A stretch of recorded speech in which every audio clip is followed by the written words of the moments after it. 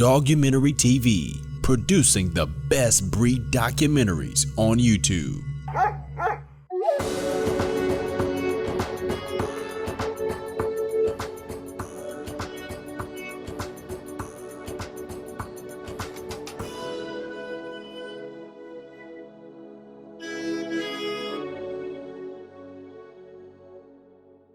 I'm Darshan Wienick, and my husband, Andrew Wienick. Hi.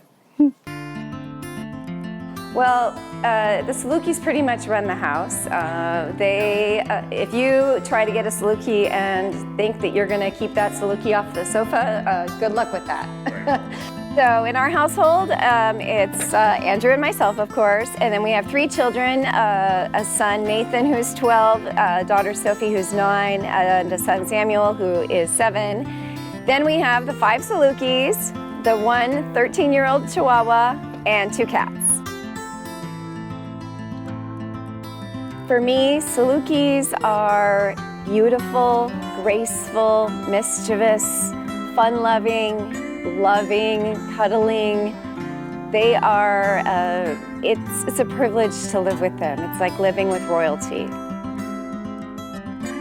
So yeah, we've had Salukis since about April of 2014. They are one of the oldest dog breeds. They trace them back approximately 7,000 years ago in the Egypt Fertile Crescent area, used to hunt game and put food on the table for people. And they were considered, in the Muslim religion, the only clean dog that could actually be kept in the tents with the people because they provided food. There are 2 kinds of Salukis. You have the feathered, which we have, and then there's the smooth, which look like the feathered, but no long hair or fur on their legs and on their ears, and typically not on their tail. Typically they just have a brush tail with just a little bit of hair. So greyhounds are thought of to be the fastest dog breed, but Salukis have the most endurance. So a greyhound is going to be faster on a straightaway, but if you're going longer distances, Salukis pretty much will be able to be faster. And they're good with cornering too. They're really good, depending on the size of their feet and the terrain that they're used to running on. I believe that the top speed is probably about 38 miles an hour, anywhere between 35 and 40.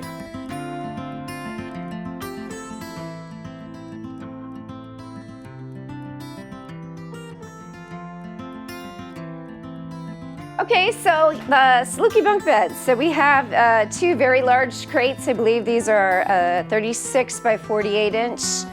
And then we just put, we bought these tabletops on Amazon. They're like restaurant tabletops.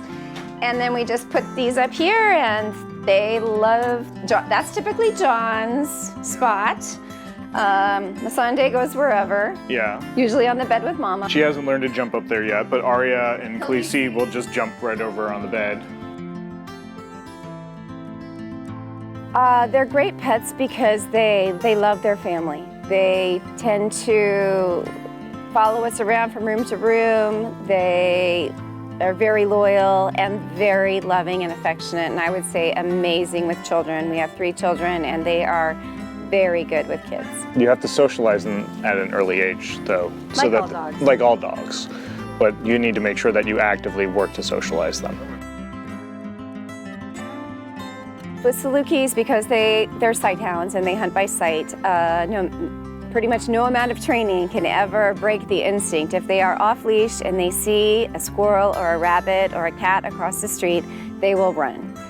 So you must always keep them on leash unless they are in a gated and closed environment for their own safety. And the fences or the gates must be probably higher than 5 feet. I would say closer to 6 feet because they are known to climb. One of our breeders on her website made clear that the function of the Saluki is not to be beautiful. The Saluki is beautiful because of his function, and that function is to run and hunt. We take our Salukis up in Reno, up in BLM land, and let them go free coursing to hunt for hare. None of ours have ever actually caught any, but they're getting trained by the older generation of Salukis that live up in Reno. We also do lure coursing close by, usually out in Chino, California, where the dogs get to simulate chasing live hare, and it's great fun for the dogs, and it's competition so they can win championships. So that's really what we do to ensure that they get to do what they were born to do. There are no real health concerns that I'm aware of. The breeders are very responsible, at least the breeders we know, in terms of doing lots of DNA and genetic testing to ensure that there are no problems and reductions in congenital issues. But to my knowledge, I mean, the breed usually can live 14, 15 years, and to my knowledge, there's no known serious health condition. We free feed them. They have food out all the time. Typically, they let us know when there's no food and that they're hungry, but we just keep kibble out for them all the time. And Salukis, unlike other breeds, will never overeat. None of ours do. They eat what they need to eat and they stay skinny. Too bad that doesn't work for people, but they can eat whatever they want. I can't tell you how many people have asked me, why don't you feed your dog? I say, trust me, they eat whatever they want.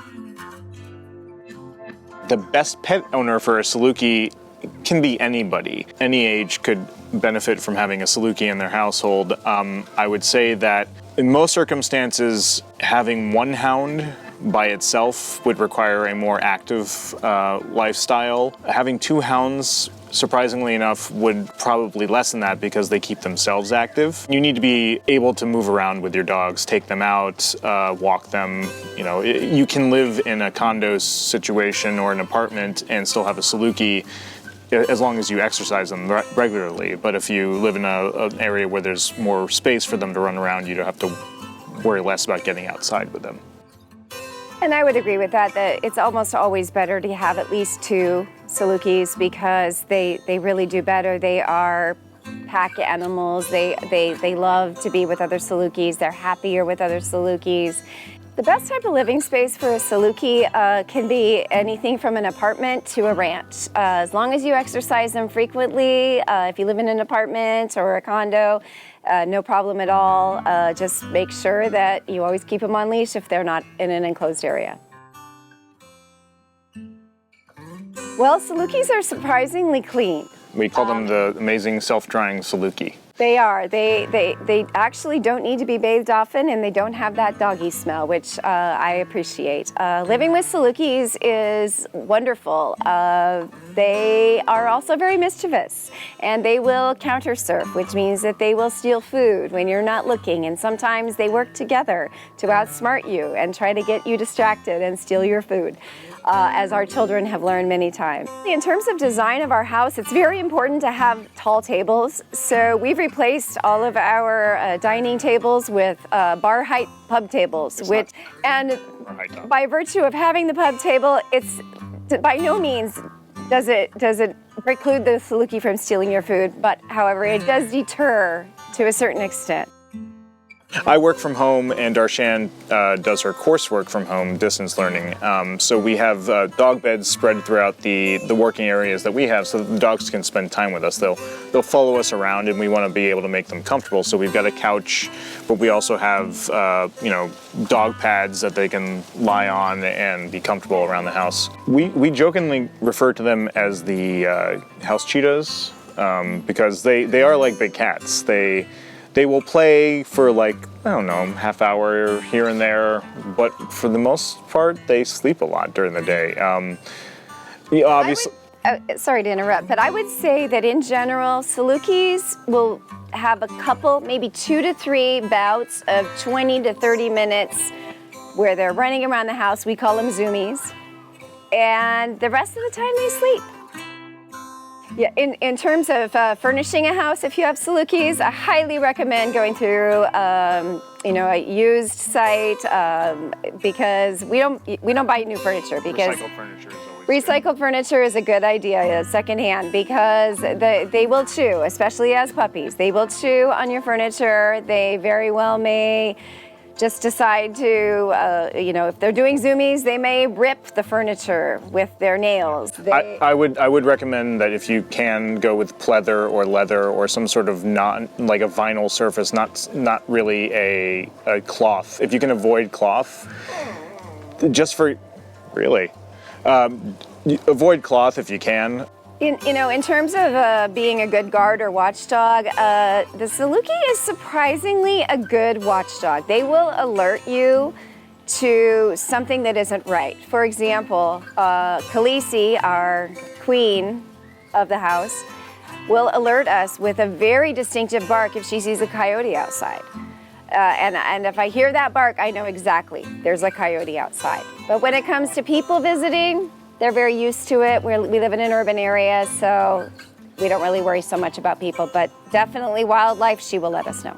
One of the things I love most about the Salukis is that they're just super smart. They get it. They can take thinking. Right, and they can take compound commands. Like we can say, Khaleesi, go outside, go to the bathroom, and then come upstairs, and she'll retain that and she'll do it. I mean, she's special, but there is that capacity. It's amazing. The thinking, you can see it.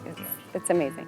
Typically with Salukis, you don't have to worry about dog aggression, although they tend to like to be around other Salukis. And other sighthounds. And other sighthounds. However, Khaleesi will go after small dogs at a dog park because I believe it's a prey drive thing.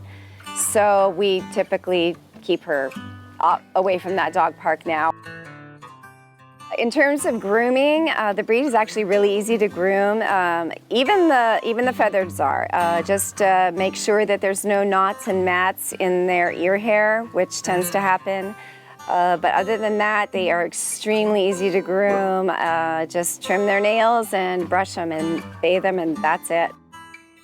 So I would say the most we would leave them alone for is about 6 hours. You could probably go up to 8 and they would probably be fine, but our dogs are more used to us being around, so I wouldn't recommend that. But I know people who have Salukis who do leave them home alone, you know, for a full work day, and that's okay. So in terms of rules of the house, everybody, no growly growling is my big rule.